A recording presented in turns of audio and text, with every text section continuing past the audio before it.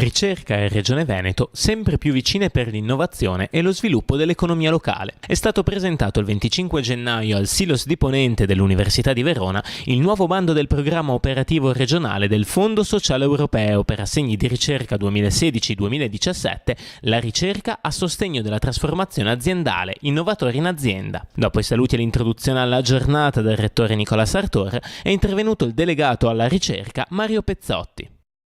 L'azienda innovare vuol dire sopravvivere ai mercati e dare possibilità a molte persone di lavorare. Per l'università è importante avere contatti con l'azienda, perché con l'azienda si hanno delle visioni diverse dalla ricerca che tutti i giorni portiamo avanti, e quindi possiamo cooperare insieme con l'azienda e fornire all'azienda la ricerca di cui ha necessità e che realmente non riesce a realizzare. Quindi ci sono occasioni di realizzazione di contatto e quella di oggi è una di queste. L'obiettivo del bando è quello di finanziare assegni di ricerca su tematiche considerate di rilevanza strategica a livello regionale. Ce ne parla Santo Romano, direttore dell'area capitale umano e cultura della Regione Veneto. Prevediamo sostegno a assegni di ricerca sia singoli che soprattutto tra interdisciplinari o interatenei.